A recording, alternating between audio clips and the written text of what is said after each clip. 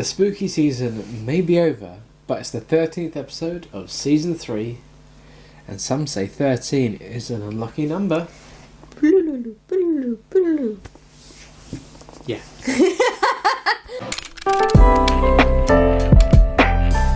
Hello and welcome to the Daily Weekly Podcast. We'll be sharing our thoughts on a variety of movies and TV shows. And discussing more topics just like this one. So if that sounds good to you, consider subscribing.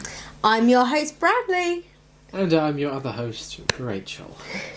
As always, check out all the links in the description and make sure to use the hashtag Daily Weekly Podcast to keep the conversation going. Seeing as it's our 13th episode of this season, we thought we would take a look at some unlucky actors and near-death incidents. Whether it's a stunt gone wrong or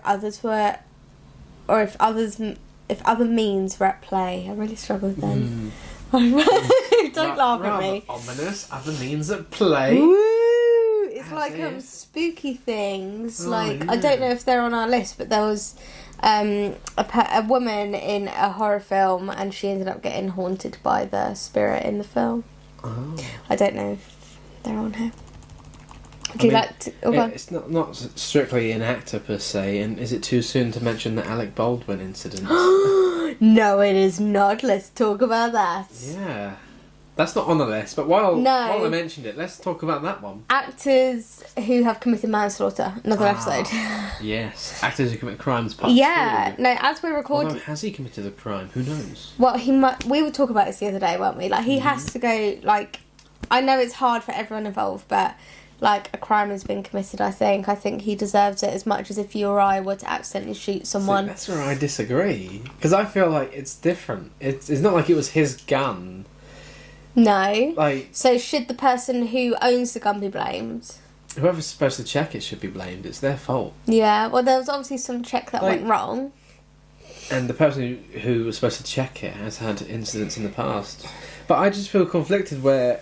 He's literally there to act. He is given, he's given the costumes. He is basically given the words to say. And where he's told literally everything. Yeah. So, having the gun and shooting is part of the scene. That's just another part of his thing. Yeah. You know? So who do you think should get the blame? I think the blame falls to whoever was responsible for checking the gun. But what I want to know, because she was like director of photography or something, wasn't she? How did she get hit and not someone else that was like on set acting with him? Well, sometimes they do get...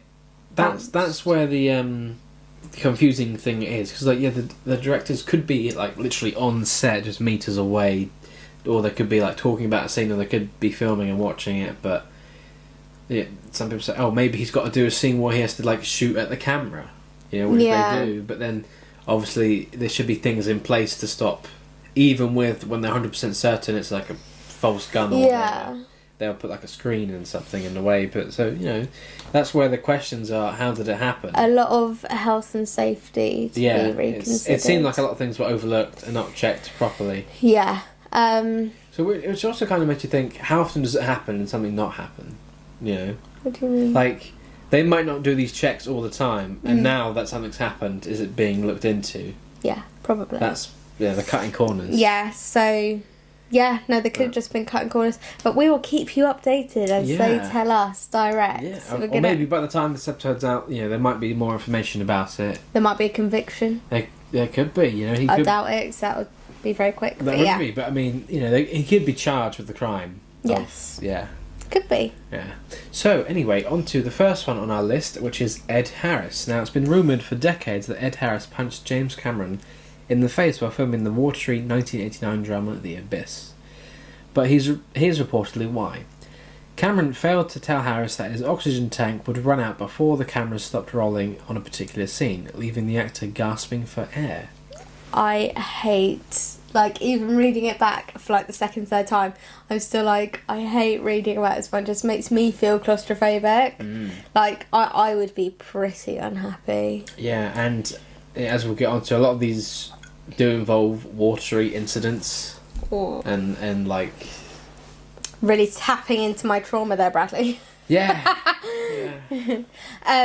But no, so, and then we also said again, like previously, that James Cameron has a bit of a water fixation. You know, he did The Abyss, he did Titanic, Avatar. Yeah. Lots of water-based films, and seemingly from The Abyss, he learnt to always give people oxygen if he wants them to work for him. Yeah. I think. Give them the. I mean, oxygen. even you give me oxygen when Yeah. when I work with you. Yeah, you know, I just crank open the window every now and then. There's some air through here. I do that. Health and safety, it's fine. Brad is number one for health and safety. I am. Yeah. All the risk assessments have been done. Yeah. But no, yeah, Yeah, although, like it says, it's only rumoured, so we don't know for sure, but... it's understandable, and I would be on Ed's side. Yeah, I would be very mad. Like, it could have cost a life here. Yeah, literally. So, yeah. Yeah, very interesting. Okay, on to number 2. Second on our list is Jennifer Lawrence. Oscar-winning star Jennifer Lawrence was required to run through a tunnel on the set of 2012 young adult novel adaptation The Hunger Games. However, there was a malfunction with the fog machine, and it saw the enclosed area filled with so much smoke that Lawrence had to escape and came dangerously close to suffocating. I wonder if that is something that would affect her later in life, like... Yeah. Like, you know how, I'm thinking of asbestos here. You know how people that worked in, like, the asbestos factories or buildings or whatever, they're now feeling the effects of it now. I wonder if people that have been affected by smoke in an enclosed area like that would feel it it's later down the line. Yeah. That most people wouldn't think about immediately, but later on you think, oh, Yeah. wait, maybe that's what caused it. God, she's very... I can't remember how old she was when she filmed the Hunger Games film, but she was very young and very athletic and very fit. So I'm sure it wouldn't have had much of an effect at the time, but I can imagine as she gets older that having a bit of an impact. Yeah, definitely. Yeah. And like how... Yeah, it must have been pretty bad. Yeah, to nearly suffocate. Yeah, like, so much smoke that... You know, you can't see and then you can't breathe. Yeah, that must have been terrifying. That was a really nervous laugh. Yeah. No, that must have been not terrifying. acting now. This is an action movie for real here. I know. Was Get it out. worth it, judging by what the Hunger Games earned at the box office? Interesting. Interesting. Would you like to go on to number 3 for Yes, us? so number 3 on our list is Tom Hanks. Now, after suffering a minor cut to his leg on the set of the 2000 drama Castaway, Tom Hanks ended up contracting a potentially deadly staph infection and found himself hospitalised for 3 days. If untreated, the infection could have proved fatal. So we did look into this. It was like a blood infection, wasn't it? Yeah, I think it's like similar to sepsis or septicemia, which it could be fatal. Yeah, that's crazy, isn't it? It's quite ironic actually that he was in Castaway. It's meant to be like the real life Tarzan, and then he gets a cut and is hospitalised. Exactly. Yeah. Yeah. If that in universe happened to the character, then he'd be dead. He would literally die. Yeah, there's nothing you can do there. But no, I know. I wonder what Bear Grylls would have done. Sounds like a very Bear Grylls-y situation. One of the scenes in Castaway, because I know you haven't seen it. No. Do you plan to? Because I almost spoiled it before, didn't I? No, you can spoil it. Great, I will continue to spoil it for you. Spoiler. So there's a scene where I think he's got like a toothache or like some sort of infection in his mouth, and he uses... Oh yeah, I think my stepmom's told me about this bit. Oh, okay. He like rips it out. Yeah, well, he has to deal with it himself, basically. Oh. And he uses, because he obviously finds things washed up on the beach from like the plane crash and stuff, and there's these like these ice skating boots, and I think he uses like the blade to knock the tooth out of his mouth. I can't remember, and he ends up passing out obviously from the amount of pain. Yeah. Yeah, I think Jesus. I haven't seen it in a while, but I vaguely remember the scene. I think he's got a rock, holding a rock, and then holding like the boot with the blade in his mouth to knock it out. Stop. That's bad. That's what happens when you don't get insurance. Yeah, so I'm waiting to do that myself. Which teeth do you want it done on? I'll do it. I don't know. When you made up your mind, I'll bring around my ice skates. Yeah, thanks. But another fun fact about Castaway is that when they filmed like the scenes before and essentially before he was cast away, where he was just like a normal guy, he was all fine. And then they stopped filming for a few months to allow Tom to like really grow out his hair, his beard, and lose a lot of weight, so it would look as real as possible. So that's pretty interesting. That is commitment, isn't it? It is, yeah. It's like the change that Joaquin Phoenix had to do and for the Joker, and I think Hugh Jackman had to go on quite a special diet. What film was that for? Wasn't Les Mis, was it? I don't know. But yeah, some people are really dedicated to their craft, whereas, you're lucky if I arrive on time to work, really. That's my dedication level. Okay, on to our penultimate celebrity. We've got Kate Winslet. Speaking of James Cameron and that water-loving freak, during one of the more intense scenes in 1997 blockbuster Titanic, actors Kate Winslet and Leo DiCaprio were running away from a large wave when Winslet's dress got caught on a grate and dragged her down. She was held underwater until she managed to break free. Again, this terrifies me so much. But no, quite ironic, because that may well have actually happened during the Titanic. Can you imagine a woman running through Titanic and then the waves just sweep her up? And then it's like, if you're running with someone else, it's like, oh, do I save myself? Do I save them? What would you do in that situation? Oh, I'd love to think I would help them, to be honest. But in that situation, you'd be like, save myself. I think most people would. There's nothing wrong with saying that you... No, I feel like I would try and save... I mean, it really depends on how bad... if it's this wave, how close is that wave getting to me? Yeah. And it depends, how much I knew them. If they're a stranger, I probably wouldn't. Yeah. If it was someone I knew, I would definitely try. But then it gets to that point where, if you try, you still can't, and then you have to leave them. I think that's worse. Yeah. Because they're really desperate. I know, and they know that you tried. Yeah, but then it's like... I mean, again, this is speaking from movies, where they get, they almost make things worse. Yeah. And then say, a character, say there's 3 characters, right? 3 of them are running. One falls, gets stuck in the grate. Yeah. The second one goes to help, tries, can't, while the third is still going for himself. Obviously, then the one stuck keeps the second guy because they're so desperate and they can't do anything. And then the first guy's he just lost both of them. Do you know what I mean? Yeah, I do know what you mean. And now that you've said it like that, I don't know who I would rather be like. Would I rather die with them? Because that's that 3 people sort of thing in that situation. It's like, you're gonna die trying, or you're gonna... I wonder if Leo DiCaprio tried to save her. Yeah. Like Jack would have saved Rose. I feel like he would have, but then once he realised it's too late, he'd be like, nah, sorry, I'm going. I need to live. I think Leo DiCaprio is enough of a gentleman. Yeah. I think he would do that. Yeah. Oh, I love Leonardo DiCaprio. Titanic, Leonardo DiCaprio is peak Leonardo DiCaprio. But yeah, no, I thought that one was crazy. Especially if you remember the dress she was wearing during those scenes, it was a very loose, floaty dress, wasn't it? Okay, would you like to take us on to our last one? Yeah, so on to the last one of our list, Brendan Fraser.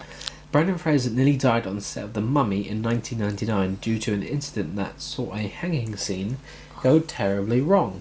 According to his co-star, Rachel Weisz, the actor stopped breathing and was in need of resuscitation as a result. I remember this one now. Yeah, because we looked into it, so how did it go wrong? So they started off with the stunt double obviously doing it, but then for the close-up shots, he had to do it for real. Yeah. And then I think it was one of the crew was like, the noose isn't tight enough. Yeah. So they made it tighter, and then obviously it was too tight. Imagine if that had gone wrong. Because it didn't look real enough, or something like that. No, but imagine if that had gone wrong, like the Alec Baldwin thing went wrong. Exactly, yeah. Who would have been blamed then? Yeah. Well, there's a blame, there's a claim, that's all I'm saying. Yeah. And a similar hanging incident happened on Back to the Future Part 3 with Marty McFly. Yes, yeah. Is it the actual actor or was it his stunt double? Actual actor. Similar thing, stuck in the noose, too tight, almost, Ooh. Not nice. Yeah. Okay, so that was a really jolly one to leave it on. Thanks for that, Bradley. It was a really jolly one. Tell you what, I think we've got some time to kill, so let's round it off with another wonderful instalment of the Not Yet Titled News. Should we do something involving death or something not? We should keep it on theme, shouldn't we? Okay, there we go. Like, some of the titles really entice you in, but then sometimes, in the past, me and Jake have read articles that have really just been clickbait letdowns. Yeah. You should read it like a CBeebies bedtime presenter. I don't really know how. Good evening, children. Are we comfortable? Sounded like the Rowan Atkinson's character in Love Actually. Would you like a gift wrapped son? So anyway, on to this instalment for the Not Yet Titled News. It's only a short story, but it's, I say, you know, keeping with the theme, it does involve death. Beautiful. And well, animals. You know I'm going to cry. I don't think you will. Oh. Indian man killed by his own bird during cockfight. Brings a new meaning to cockfights, doesn't it? Oh, and just for I'll put this on the screen if I remember to do it, but for Rachel's reference, the animal has been transferred to a farm, but that's just a file photo. It's not the one in question. It's not the murderous cock. No. Although he does look like he could kill someone. I thought he's standing quite proud. He's got he's tied up. Look at him. He is restrained. He's had to hit that with a firing squad. He's going to be the hung farm next. is just prison for the bird. Yeah. He's been transferred. Just see some other, like, chickens walking around, like, in a line, up and down the yard. But he's quite, like, he knows what he did, but he's proud of it, so he's standing tall. Like, oh, shoot me. He's the Ian Brady of chickens. Oh. A cockerel that has been fitted with a knife for an illegal cockfight has killed its owner in southern India. The bird's owner was impaled in the groin by the knife as the animal tried to escape. He literally had a fight with his cock in his cock. Yeah. The police are now searching for more than 15 more people involved in the event. I thought I'd say 15 more birds. It's a They're gang all attack. like chicken run. The animal was held at a police station before being transferred to a farm. I thought I was going to say the animal was at a police station where it was questioned. He was in a rehabilitation centre. They have a bird translator. A cock translator. Police said the animal was being ready to take part in a fight when it tried to escape. Its owner attempted to catch it but was struck by the 7cm long knife blade on the bird's leg during the struggle. Well, it's his own fault for putting the knife on there, don't you think? Yeah. He brought it on himself. No sympathy. Those involved in the event faced charges of manslaughter, illegal betting and hosting a cockfight, the AFP news agency reports. I think cockfights are illegal, aren't they? Cockfighting was made illegal in India in 1960, but fights are still relatively common in rural areas. Thank you. Yeah. It's not the first time an owner has been killed by the cockerel. Last year, a man... Seems to be quite a occupational hazard. Seems like it. Last year, a man died after he was hit in the neck by a blade attached to his bird. Why do you put blades on your birds? Like, I don't thought the whole idea, like, chickens are capable of killing each other without knives. It just shouldn't be done, but yeah. Yeah. I mean, you had chickens. That one died And one in a fight. literally killed in a fight, yeah. I know what happens. They don't need blades. They got beaks. If I gave my chicken a knife, it probably would have survived. All right. If the other chickens had knives, it probably wouldn't have. No, but that's an interesting... So there you go. That concludes the story. It involved... That was so funny. A man did lose his life. We you know... That would condolences to the go... family and all. That would go on Stupid Deaths and Horrible Histories, wouldn't it? And how did you die, sir? Got stabbed by my own cockerel. It had a knife on its leg. Which I put there. Yeah. It was trying to escape and it killed me in the process. Cute. Okay, well, thank you so much for watching or listening today. If you have been listening on Spotify, come and find us on YouTube because we have a video format where you can see what voices match our faces. Yeah. You can also see, you know, where we are filming it.